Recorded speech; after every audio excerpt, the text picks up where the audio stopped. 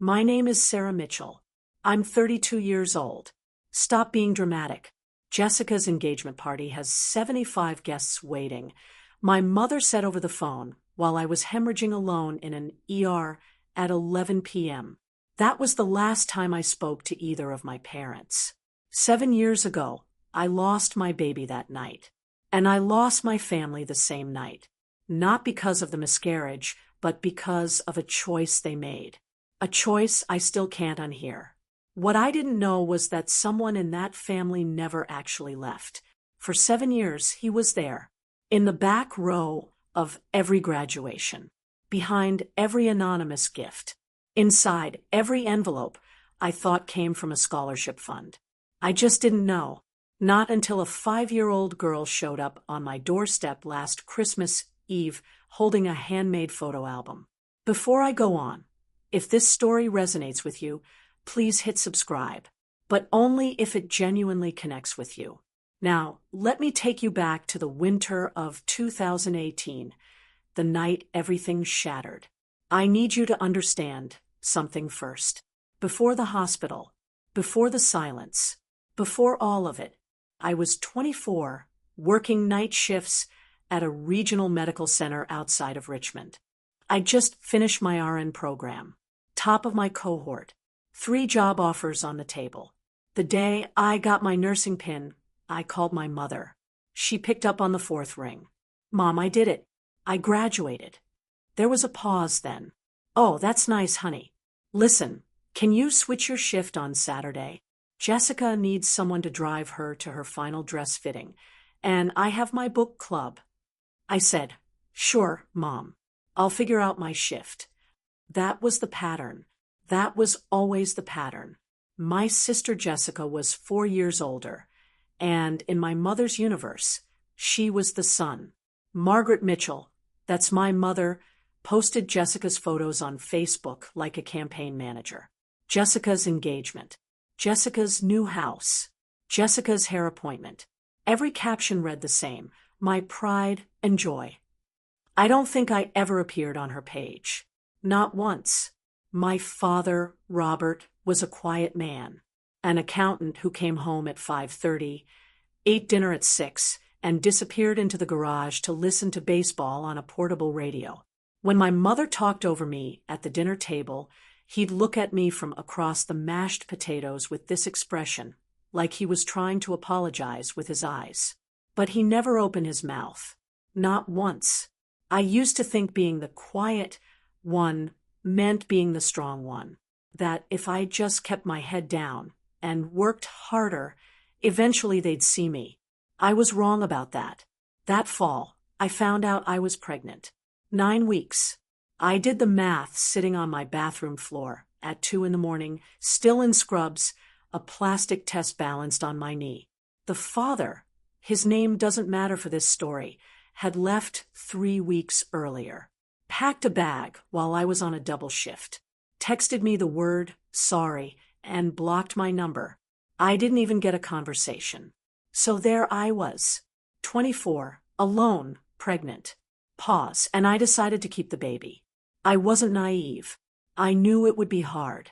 But I also knew I could do hard. I'd been doing hard my entire life. The first person I called was my mother. Mom, I need to tell you something. I'm pregnant. Silence. Not the warm kind. The calculating kind. Are you sure this is the right time? Jessica's wedding is in 4 months, and I don't want anything overshadowing it. I held the phone away from my face, stared at the ceiling. I understand, I said. My mother didn't ask how far along I was. Didn't ask how I was feeling. Didn't ask about the father. She asked about Jessica's wedding timeline. And then she hung up. The only person who called me back that week was my Aunt Claire, my father's younger sister. She lived 2 towns over. She wasn't loud or dramatic. She just said, Sarah, honey, congratulations. I mean that. You're going to be a wonderful mother. I cried for 20 minutes after we hung up. I should have known then. The signs were all there. Who showed up and who didn't. But I kept hoping. I kept waiting for my mother to call back and say something different. She never did. 12 weeks in, it happened. I was home after a 10-hour shift, heating soup on the stove. Then, a knife of pain, low and sharp, doubling me over the counter. I grabbed my keys, drove myself to the ER, and by the time I stumbled through the sliding doors, there was blood soaking through my scrub pants. Ruptured ectopic pregnancy. Emergency surgery. That's what the doctor told me in a voice that was calm, the way doctors are calm when the situation is not calm at all. We need to operate now, Sarah. Is there someone we can call? I called my mother. It was 11 p.m. on a Saturday. I could hear music in the background. Laughter. Glasses clinking. Mom, I'm in the ER. They're taking me to surgery. I'm scared. Can you come? She sighed. Actually sighed. Sarah, I can't just leave. There are 75 people here. You'll be fine. The doctors know what they're doing. Don't be dramatic. Then I heard it in the background. My sister's voice. Sharp. Annoyed. Who is it? Tell her we're busy. My mother lowered her voice like she was shielding the party from the inconvenience of me. I'll call you tomorrow, okay? Get some rest. She hung up. I went into surgery alone. A nurse whose name I'll never forget, Beth, a woman I barely knew, held my hand while they put me under. She said, "You're not alone, sweetheart. I'm right here." A stranger said the words my mother wouldn't. I woke up in recovery. The baby was gone. The room was empty. No flowers. No family. No one sitting in the chair, by the window.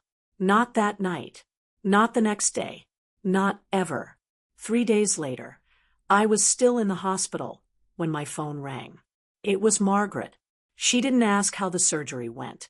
Didn't ask if I was recovering. Her first sentence, the very first thing she said was this: "I hope you're not going to use this to guilt trip anyone." The party went beautifully, by the way. I held the phone against my ear and let the words settle. "Sarah, are you there?" "I'm here," I said, and that was the last thing I said to my mother for 7 years. I hung up, changed my phone number that afternoon. The hospital had a social worker who helped me, deactivated my Facebook, filed the transfer paperwork to a community clinic 4 hours south in a town where nobody knew my last name. Within 2 weeks, I was gone. My mother called my old number. Nothing. She called Aunt Claire and screamed, "Your niece is being selfish. She's punishing me for one phone call." One phone call. That's what she reduced it to. One phone call, while her daughter hemorrhaged on a gurney and lost a child and woke up to a ceiling she didn't recognize and a silence that swallowed her whole. I didn't leave to punish anyone. I need you to understand that. I left because staying would have killed me. Not my body, but everything inside me that still wanted to believe I mattered to them. And if I stayed, I would have spent the rest of my life reaching for a hand that was never going to reach back. So I stopped reaching. And that should have been the end of the story. Except someone in my family didn't accept the ending. 2 years after I disappeared, a letter arrived. Not email, not a text, an actual letter, handwritten on lavender stationery from Aunt Claire. She tracked down my new address through a mutual friend at the hospital where I used to work. I almost threw it away. I was done with the Mitchell family and everything it contained. But I knew Claire. She was the only one who'd called to say congratulations. So I opened it. The first paragraph was warm. She hoped I was doing well. She missed me. She was proud of me. The second paragraph made my hands shake. "Your mother has been telling people you left because of a mental health crisis. She wrote a letter to Pastor Williams at Hope Fellowship Church. She told him you'd been diagnosed with a severe personality disorder. She said you were a danger to yourself and that you disappeared in the middle of the night without explanation." I read it twice to make sure I wasn't imagining it. Margaret hadn't just let me go. She'd rewritten the story. She'd turned my survival into her tragedy. Claire wrote that Margaret now hosted monthly family dinners, invited all the aunts, uncles, cousins, and at each one, she'd pause before the meal and ask everyone to bow their heads for Sarah. A full minute of prayer for me, the daughter who hadn't been diagnosed with anything. The daughter who left because her mother chose a party over her life. Everyone believes her, Claire wrote. She's very convincing. At the bottom of the letter, one more line, almost a footnote, easy to miss. Your father asked me to keep the original letter your mother sent to Pastor Williams, just in case. I didn't understand what that meant. Not yet. I kept going. That's the thing nobody tells you about cutting off your family. The world doesn't stop. Your alarm still rings at 5 a.m. Your patients still need you. The rent doesn't care that you cried in the shower for 40 minutes. So I worked. I studied. I applied to a nurse practitioner program at the state university and got in on the first try. For 2.5 years, I worked full-time and went to school full-time. I drank more coffee than water. I slept in the break room between shifts. I told no one about my family because there was nothing to tell. They didn't exist in my new life. The day I graduated, walked across that stage, Master of Science in Nursing, Nurse Practitioner Certification, I looked out at the audience. Rows and rows of families. Mothers crying. Fathers holding flowers. Siblings waving phones. My row was empty. I told myself it didn't matter, that the degree was for me, not for an audience. And that was true. But it was also true that I scanned every row back to front, looking for a face I recognized. I didn't find one. I smiled, shook the dean's hand, and told myself, this is enough. I got a job at a women's health center, treating uninsured patients, running the women's health program. My coworkers became my people. I bought a small apartment, put a plant on the windowsill, adopted a cat named Charlie. Every Christmas, I signed up for the overnight shift. 12 hours. It was easier than sitting alone in my apartment listening to other people's celebrations through the walls. I built a life I'm proud of. But there are nights, especially in December, when the silence in my apartment feels louder than anything. What I didn't know was that at my graduation, someone was sitting in the very last row. I wouldn't find out for another 5 years. Fast forward. Christmas Eve. This past year. I'm 32. I live in a small Virginia town where the main street has a bakery, a hardware store, and a church with a bell that rings on the hour. My apartment is on the second floor of an old Victorian. Creaky stairs, drafty windows, but the light in the morning is beautiful. I just finished a 10-hour shift at the clinic. Flu season. Every room full. I came home, peeled off my jacket, and poured myself a glass of wine I'd been thinking about since noon. My Christmas tree was small, 3 feet, tabletop, pre-lit. I'd hung exactly 7 ornaments. Charlie the cat was asleep underneath it. Snow was falling outside, soft, the kind that makes everything quieter. My phone buzzed. Aunt Claire. Merry Christmas, sweetheart. I have something I need to tell you, but it has to be in person. Can I stop by tonight? I stared at the message. Claire had respected my space for years. She sent birthday cards, the occasional letter. We spoke on the phone every few months. Short, warm conversations. She never pushed. She never mentioned my parents unless I asked. For her to want to come in person on Christmas Eve, something was different. Of course. Come whenever you're ready. I put the kettle on, straightened the pillows, tried to ignore the knot forming at the base of my throat. At 7 p.m., the doorbell rang.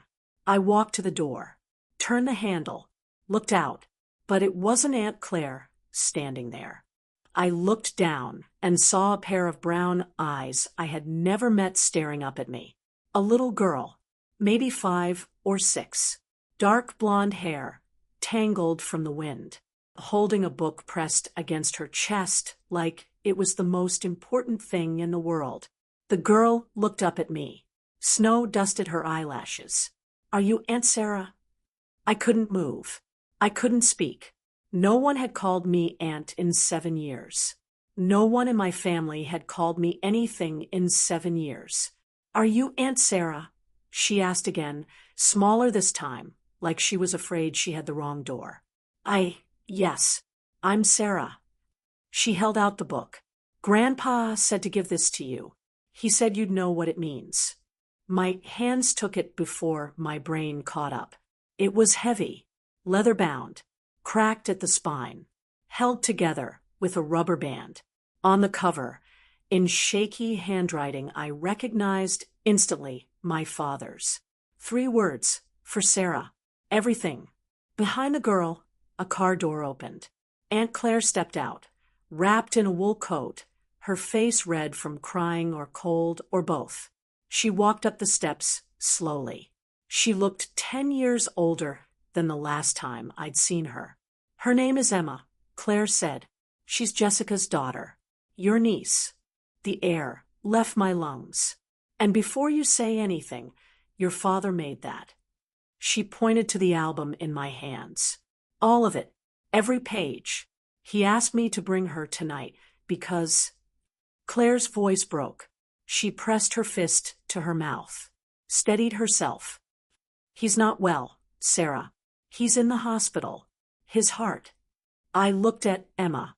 She had Jessica's chin, Jessica's small ears. But her smile, shy, a little crooked, waiting for permission, that was Robert's smile. My father's smile, standing on my doorstep on Christmas Eve.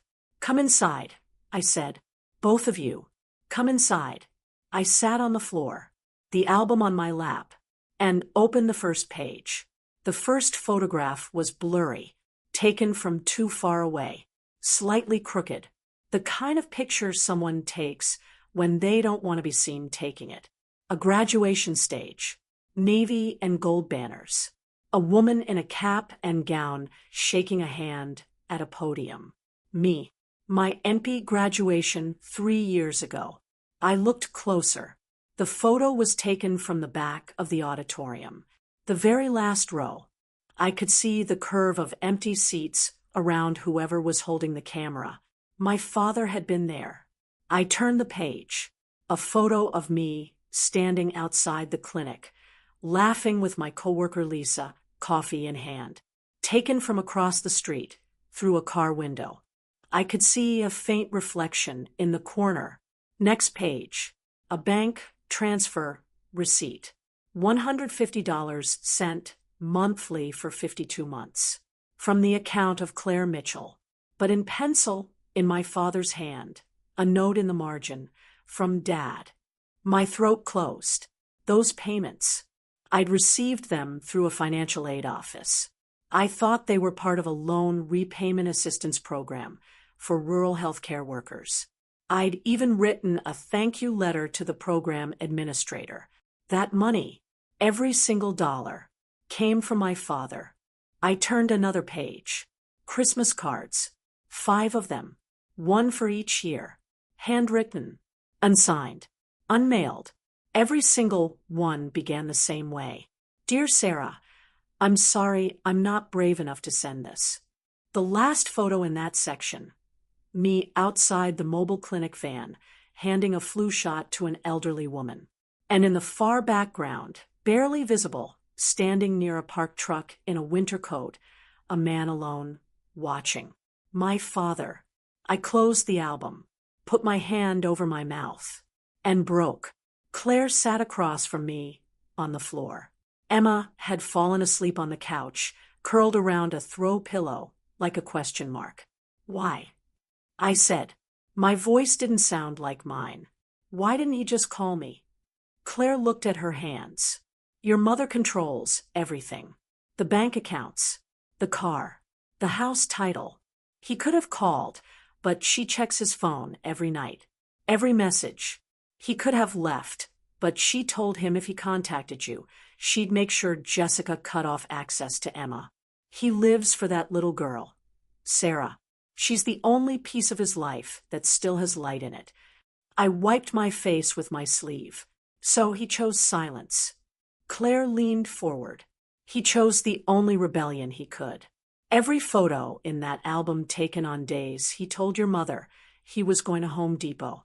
Every dollar sent from my account, so it wouldn't show on their statements.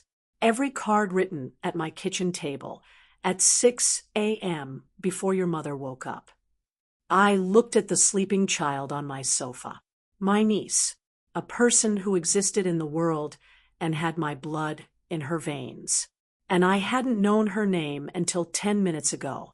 Does my mother know where I live? Claire hesitated. I accidentally mentioned your town once, 2 years ago. And, she said. Claire stopped. Tell me. She said, good. Let her rot in that little town. At least she's not here embarrassing us. The words landed exactly where they were meant to. But they didn't break me.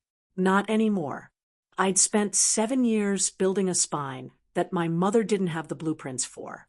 Claire, is there something else in this album? She looked at me, turned to the last page.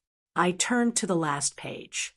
It was a photocopy, slightly grainy, as if someone had pressed the original against a library scanner. A letter typed on Hope Fellowship Church stationery, dated 5 years ago. I recognized my mother's phrasing before I finished the first line. Nobody else talked like that. The careful, manicured sentences designed to sound concerned while burying a knife. Dear Pastor Williams, I am writing to you with a heavy heart about my youngest daughter, Sarah. As you may know, she left our family suddenly and without explanation. What I haven't shared publicly is that Sarah has been diagnosed with a severe personality disorder.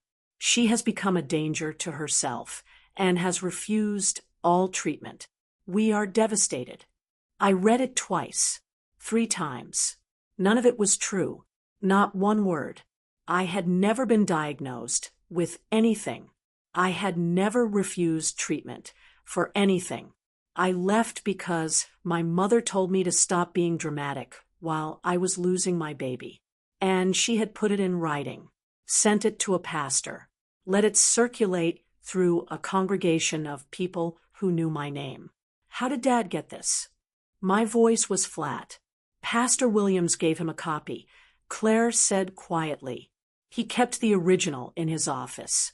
He told your father it didn't sit right, that a mother who writes a letter like that, but never once asked the church to visit her daughter or offer help. Something didn't add up. Why didn't Dad use this sooner? Claire looked at the sleeping girl, then back at me.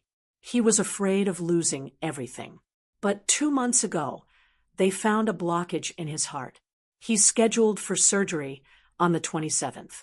And he told me, if I don't make it, at least let Sarah know she was never forgotten. And then Claire said something that changed everything. Your mother organized the Christmas Eve service at Hope Fellowship this year. I looked at Claire. She what? She's giving a speech tonight about family forgiveness. And Claire paused, choosing her words carefully. The pain of losing a child who chose to leave. I almost laughed. Almost. But the sound that came out of my throat wasn't laughter. It was something older and sharper. She's performing, I said, in a church, on Christmas Eve. She's been rehearsing for a week. The whole congregation will be there. 80, maybe 90 people. The same people who got that letter. The same people who pray for you every month like you're some cautionary tale. I stood up, walked to the window. Outside, the snow was falling harder. The street lamp threw a cone of yellow light across the sidewalk. Somewhere down the block, I could hear carolers. I looked at Emma on the sofa, at the album on the floor, open to the page with the Christmas cards my father had written and never sent, at the photo of him standing alone in the snow outside my clinic, watching me through a window like a man visiting a grave. I'm not going there to fight her, I said. Claire nodded. No one's asking you to fight. Then what are you asking? She stood, walked over to me, put her hand on my shoulder gently, the way you touch someone who might shatter. If you don't go, her version of the story is the only one that survives.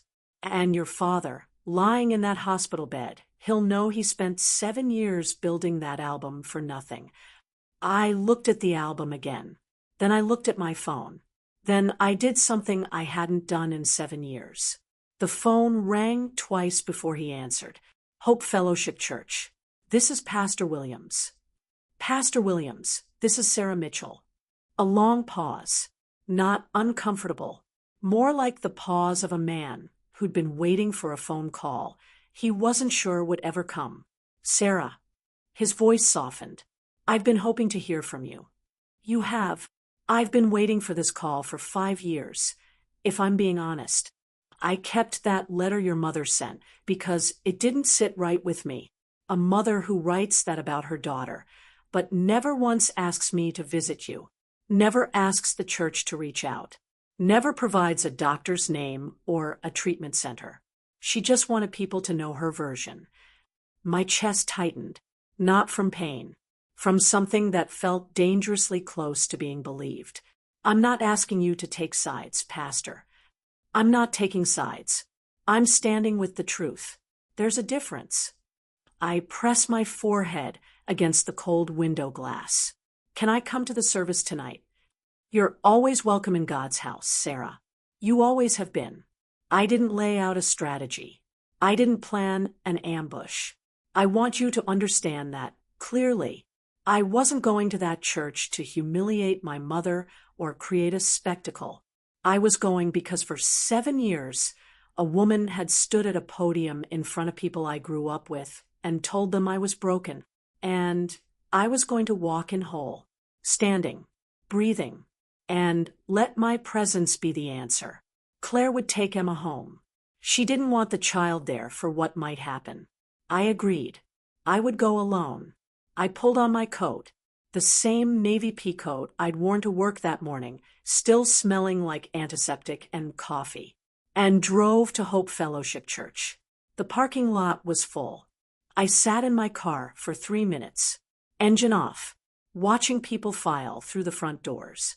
Families in Christmas sweaters, children carrying candles, an older couple holding hands, normal people living normal lives, unaware that the woman who organized this evening had spent 5 years lying to all of them about her own daughter. I got out. The air hit my face. Sharp, clean, below freezing. My scrubs were still under my coat. I hadn't had time to change. I looked like what I was, a woman who'd just come from work. I walked in through the side entrance. The sanctuary was warm. Candles lined every windowsill. A small orchestra was playing "O Holy Night" near the altar. The pews were packed. 80, maybe 90 people, just like Claire had said. I found a seat in the last row, the very last pew against the back wall. The same row my father had sat in at my graduation. I kept my head down, folded my hands, tried to breathe. Up front, in the first pew, there she was, my mother, Margaret Mitchell, 60 years old, silver blonde hair, freshly styled, wearing a red silk blouse that probably cost more than my electric bill. She was laughing with the woman next to her, touching her arm the way she always did when she wanted someone to feel special. Beside her, Jessica, 36, blonde, rigid posture, checking her phone. And next to Jessica, a man I didn't recognize, tall, dark hair, jaw tight, Michael, Jessica's husband. He sat very still, staring at the program in his hands like he was reading something in a language he didn't speak. Then Jessica looked up, turned her head toward the back of the church, and our eyes met. The color drained from her face. Jessica grabbed Michael's arm. I saw her whisper something. He didn't react. She whispered again, more urgently, He still didn't turn around. Then the music faded, and Pastor Williams stepped to the podium. "Before we continue with our program," he said, "I'd like to invite Margaret Mitchell to share a few words." Margaret has been a pillar of this congregation for many years, and she's prepared something special for us tonight. Applause. Warm, genuine, trusting applause from people who brought casseroles to Margaret's house and believed every word she'd ever told them. My mother stood, smoothed her blouse, walked to the podium with the practiced grace of a woman who had rehearsed this in front of a mirror. "Thank you, Pastor." She smiled, that wide, trembling smile she used when she wanted people to see courage through pain. Christmas is about family, about forgiveness, about never giving up on the people you love. She paused, looked out at the audience. Her eyes glistened. "Some of you know that my youngest daughter has been away for many years." Her voice cracked, perfectly timed. "Not a day goes by that I don't pray for her to come home." I left the door open. I never stopped reaching out. But sometimes, she pressed her hand to her chest. Sometimes the people we love choose to walk away, and all we can do is wait. A woman in the third row wiped her eyes. An older man shook his head, sympathetically. Someone murmured, "We're praying with you, Margaret." I sat in the back row and listened to my mother describe a world that didn't exist. A world where she had reached out, where she had left the door open, where she had done anything at all except hang up the phone while her daughter bled. My hand tightened around the strap of my bag. Jessica stared at the floor. Margaret finished to applause. She dabbed her eyes with a tissue she'd brought tucked into her sleeve. Pre-folded. Even the tears were staged. She stepped down from the podium, and Pastor Williams thanked her. People reached out to touch her arm as she walked back to her seat. She accepted each one like communion. Then she turned toward the back of the church. Maybe she felt it. Maybe someone's gaze had shifted. Maybe the air changed. She saw me. Her smile froze. Not faded. Froze. Like a frame caught mid-projection. Her right foot paused in the aisle.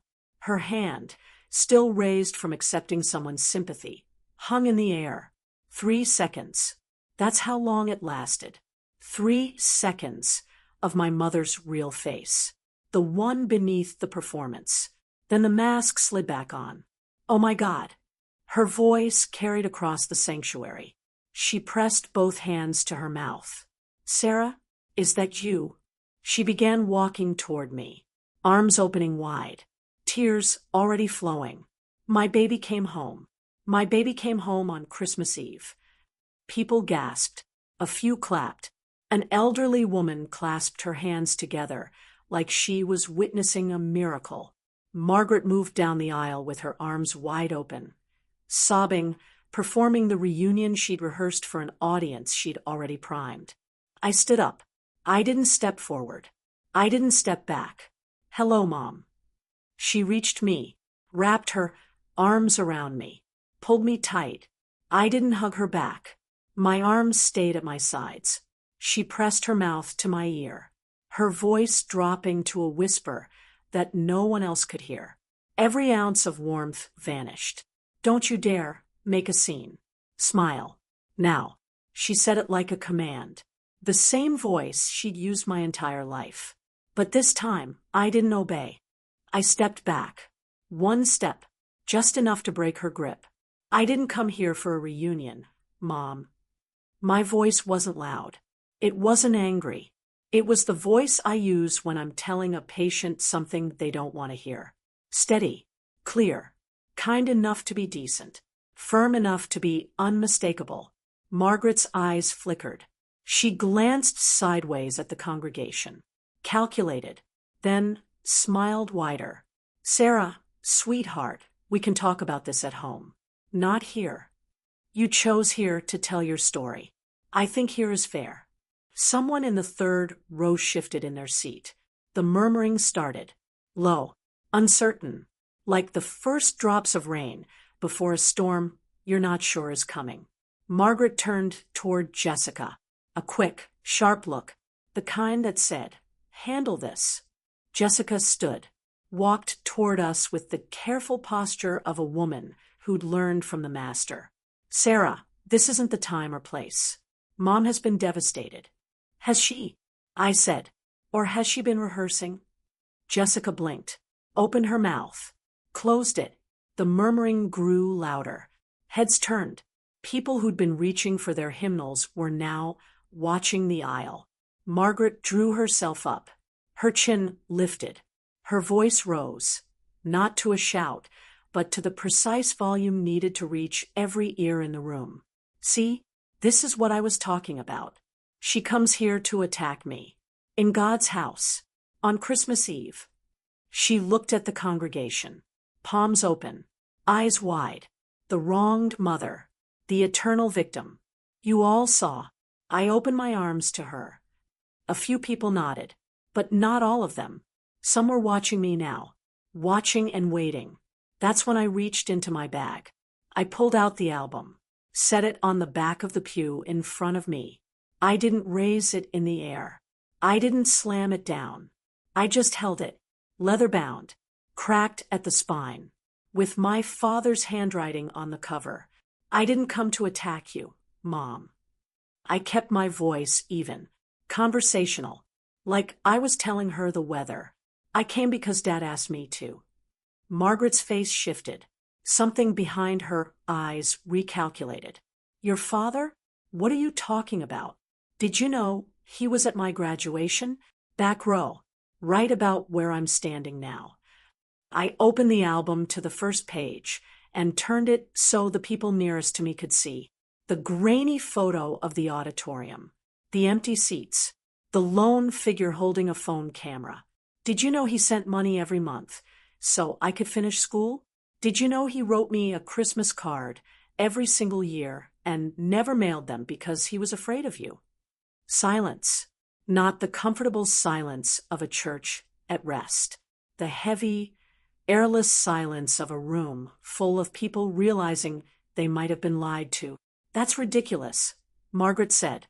Her voice was still controlled, but her jaw was tight. "Your father agrees with me completely. He always has. Dad is in the hospital right now. Heart surgery on the 27th. I closed the album gently. He made this album. Every photo, every receipt, every unsent card. Because he didn't know if he'd get another chance to tell me the truth." A murmur rippled through the pews. The woman who had wiped her tears during Margaret's speech was now staring at my mother with an entirely different expression. Nobody was clapping anymore. I opened the album to the last page, held it steady. "This is a letter you wrote, Mom, 5 years ago, to Pastor Williams." Margaret went pale. Not pink, not flushed, white, the kind of white that starts at the lips and spreads outward. I read it aloud. I didn't shout. I read it the way I read lab results to patients. Clearly, without drama, because the facts don't need volume. "You told Pastor Williams I'd been diagnosed with a severe personality disorder. You said I was a danger to myself. You said I left in the middle of the night without explanation." I lowered the album, looked at her. "None of that is true. I left because you told me to stop being dramatic while I was losing my baby in an emergency room, and then you hung up." 80 people heard it. The gasp was not dramatic. It was small and scattered, the sound of a dozen people inhaling at once. A sound like wind catching a door. An older woman in the 4th row pressed her hand to her mouth. A man near the aisle shook his head slowly. Pastor Williams stood. He didn't rush.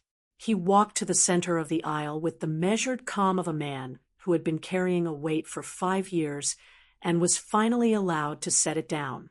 "I can confirm I received that letter," he said. "I kept the original because something about it didn't feel right to me. I have it in my office." Margaret spun toward him. "Thomas, how dare you?" I'm not taking anyone's side, Margaret. I'm confirming a fact. Jessica shot to her feet. Sarah, you're being manipulative. Mom was just trying to protect our family. And then a voice no one expected spoke from the first row. Jessica, sit down. Every head turned. Michael stood slowly.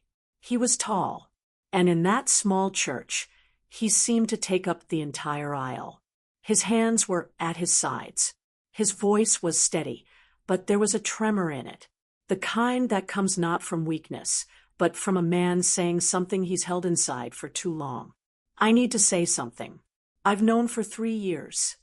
Jessica's face collapsed. Michael, don't. He didn't look at her. He looked at me. Jessica told me during an argument. She said she heard your phone call that night. The night you were in the ER. She heard you ask your mother to come. He paused, swallowed, and she told Margaret not to go. She said, don't go. The guests are about to arrive. The church went so quiet I could hear the candles hissing on their wicks. I have a daughter, Michael continued. Emma, she's 5 years old.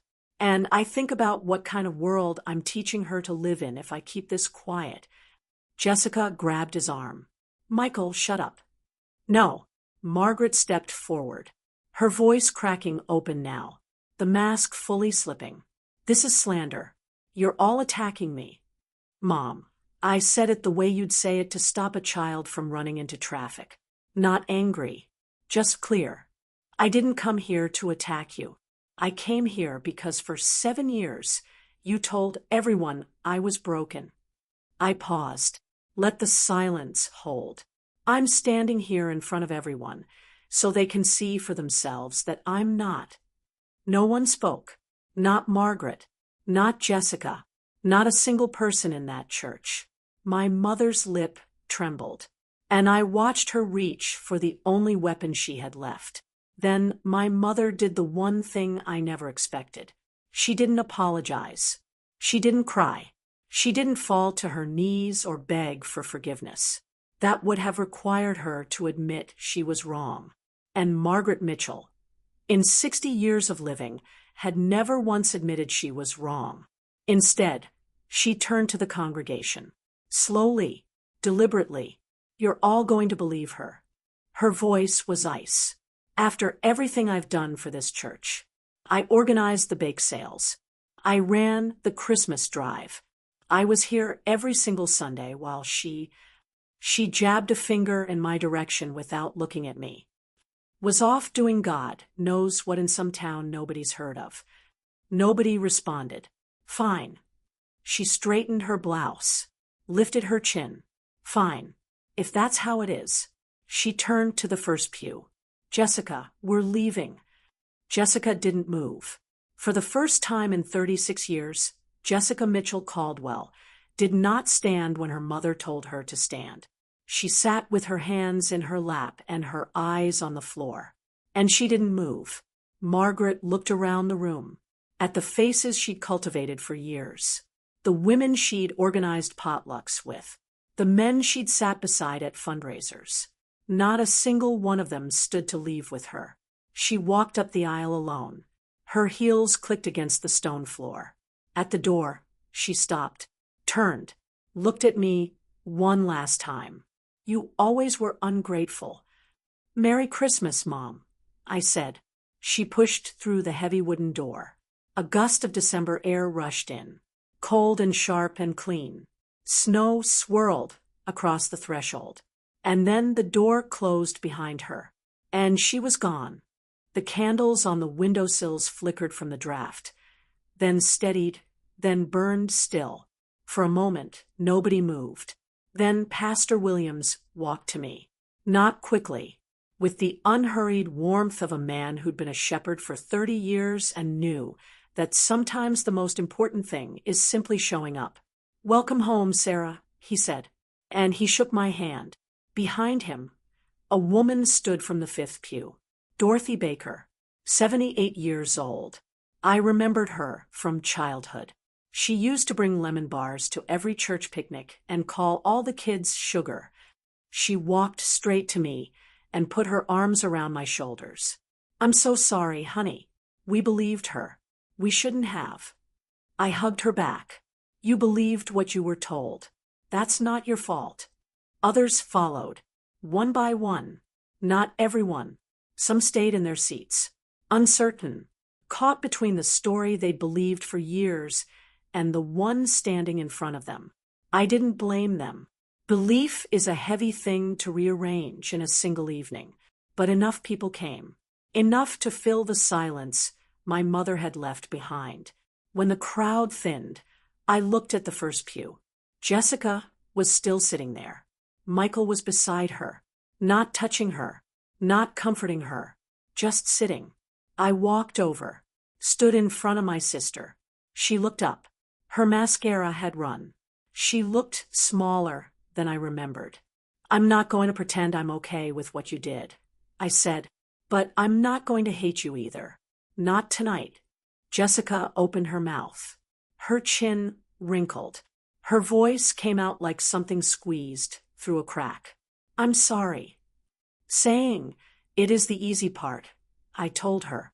Then I turned and walked to the side exit of the church, into the cold, toward my car. I had somewhere to be. The hospital was 40 minutes away. I drove through empty streets with the radio off. The windshield wipers beat a rhythm against the snow. Steady, patient, relentless. The same rhythm my father had kept for 7 years. I arrived at Richmond General at 10:15 on Christmas Eve. The parking lot was almost empty. The lobby smelled like floor cleaner and artificial pine. A nurse at the desk recognized me. "I'd done a rotation here years ago. Room 318, she said. "He's been awake all night. I think he's waiting for someone." I took the elevator, walked down the hall, stood outside room 318, and looked through the glass.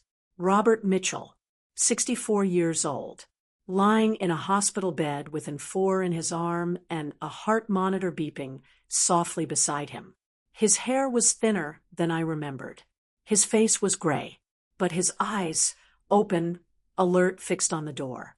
Those were the same eyes that had looked at me across dinner tables for 24 years, trying to apologize without words. I pushed the door open, stepped inside. We looked at each other. For the first time in 7 years, my father and I were in the same room. No distance, no camera zoom, no rubber-banded album between us. I set the album on the edge of his bed. "I got your gift, Dad." His face crumpled, not dramatically, slowly, the way a dam breaks when the water has been pressing against it for so long that it doesn't explode. It just gives way. I should have been braver, Sarah. Every single day. I should have been braver. I took his hand. It was thin and warm. "You were there," I said. "In every back row. In every envelope. You were there." He cried. I'd never seen my father cry before. Not once in my whole life. "I'm not ready to forgive everything," I told him. "But I'm here. And I'm not leaving." "That's enough," he said. "That's more than enough." We sat together for a long time. The heart monitor beeped. Snow hit the window in soft ticks. Somewhere down the hall, a nurse was humming Silent Night. Eventually, Robert spoke again, quietly, like a man sharing a secret he'd been rehearsing for months. "I need to tell you something else." I squeezed his hand. "Okay. 6 months ago, I contacted a lawyer through Claire. Your mother doesn't know. I waited. I filed for legal separation last month. My half of our assets, the savings, my pension, the investments. I've set up a trust for you and for Emma." I stared at him. "Dad, it's not about the money. It's about her not being able to hold it over anyone anymore. Not me, not Claire, not that little girl." He looked at the ceiling. "Your Aunt Claire is my power of attorney if anything happens during the surgery. She'll handle everything." I didn't know what to say. This quiet man, This man who had spent 40 years nodding silently at the dinner table while his wife controlled the thermostat, the budget, the guest list, the narrative. He had spent 6 months dismantling the cage from the inside. Dad, that's huge. He almost smiled. It's 7 years overdue. I didn't celebrate. This wasn't a victory. It was a 64-year-old man, lying in a hospital bed the night before heart surgery, finally choosing to stop being afraid. There was grief in it. There was loss in it. There was the wreckage of a 40-year marriage that had been held together, not by love, but by control. That's not revenge, Dad, I said softly. That's just finally. He nodded, closed his eyes. His grip on my hand loosened. Not letting go, just resting. I stayed until he fell asleep. The week after Christmas, things moved quickly. I don't say this with satisfaction. I'm telling you what happened because you deserve to know that actions have consequences, even when you've spent decades believing you're immune to them. The church board met on December 29th. Dorothy Baker, the same woman who had hugged me in the aisle, sat on that board. So did 3 other people who had been in the sanctuary on Christmas Eve. They didn't vote to expel Margaret. They didn't ban her. They simply, quietly and unanimously asked her to step back from her organizational responsibilities for the foreseeable future. Dorothy told Claire, "We think it's best for everyone." Margaret called every aunt, uncle, and cousin in the Mitchell family. She had a new script ready. Sarah ambushed me in front of the whole church. She planned it to humiliate me. But this time, the script didn't land the way it used to. Claire had already sent photos of the album pages to the extended family. Robert's handwritten cards, the bank receipts, the photocopy of the letter. For the first time in 7 years, Margaret's version of the story had competition. Not everyone believed me. I want to be honest about that. Some family members still sided with Margaret. Habit is a powerful thing, but enough of them called Claire with the same question. Is this true? Did she really write that letter? The answer was always the same. Yes, and the original was in a pastor's office. Michael texted me on New Year's Day. Short, direct, give her time, but I want Emma to know her aunt.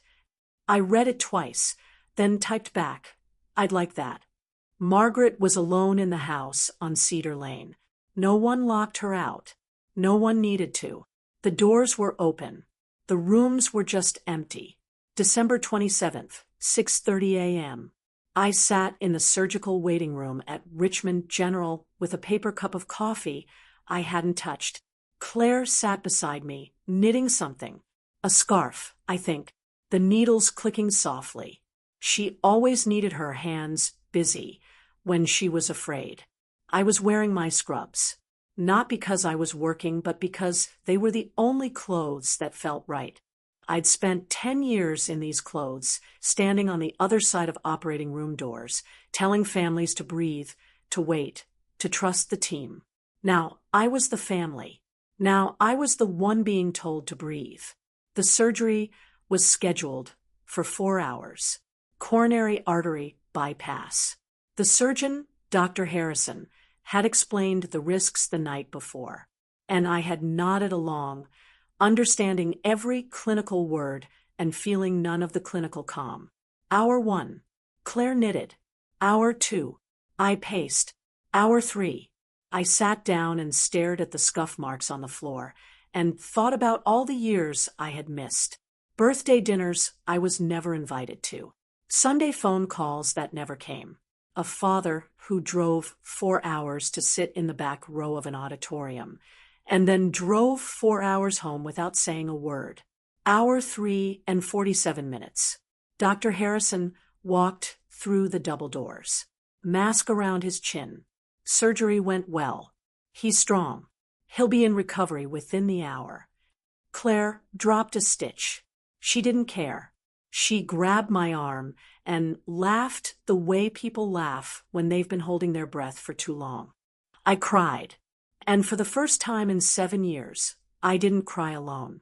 When Robert opened his eyes in recovery, I was there, sitting in the chair by the window, the chair that had been empty the last time I woke up from surgery. He saw me, smiled. "You're still here."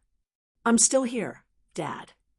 1 week later, I drove to Aunt Claire's house to pick up a casserole she'd made for Robert's homecoming. That's what she told me anyway. I think she just wanted me in the same room as Emma again.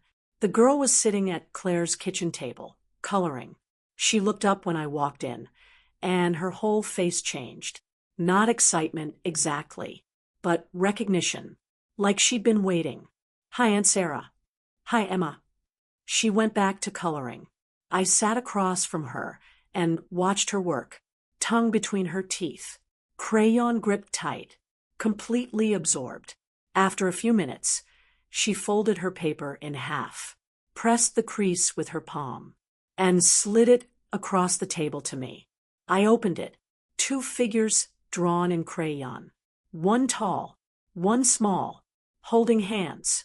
The tall one had brown hair and a blue jacket. My peacoat, I realized. The small one had yellow hair and a red bow. Underneath, in the careful, oversized letters of a child learning to write, "Aunt Sarah plus me." My throat closed. "Emma, did Grandpa tell you about me?" She nodded, matter of fact, like it was the most obvious thing in the world. "Grandpa shows me your picture every night before bed. He says you're the bravest person he knows." I looked at the drawing. Then I looked at Claire, who was standing in the doorway, wiping her eyes with a dish towel. 7 years. I'd spent 7 years believing I'd been erased, that I existed nowhere in my family's memory, that I'd been written out of the story so completely that no one even remembered there was a story to tell. But in a 5-year-old girl's bedroom, a girl I'd never met, there was a picture of me on the wall.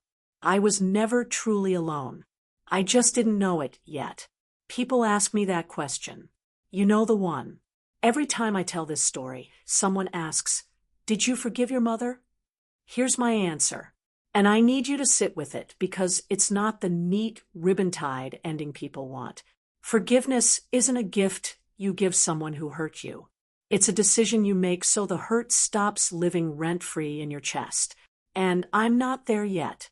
I might never be. And that is okay.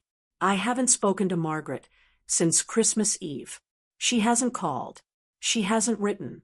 She hasn't shown up at my door with an apology or a casserole or a Bible verse about prodigal daughters. The silence between us used to feel like a wound. Now it feels like a wall I built on purpose. And I'm not tearing it down until someone gives me a reason to. With Jessica, I'm open. But open has conditions. I told Claire to pass along a message. I'll talk to your niece when she's ready to be honest. Not before. I don't need her apology. I need her to change. No response yet. Maybe there won't be. Maybe there will be.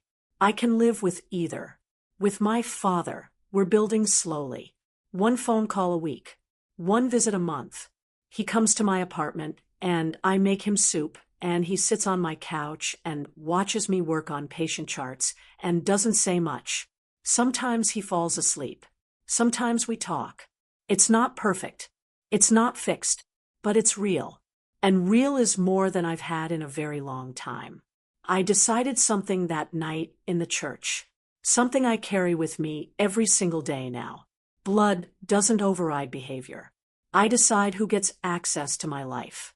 I decide who earns the chair at my table. And I set it for myself first. This Christmas was different. I didn't sign up for the overnight shift.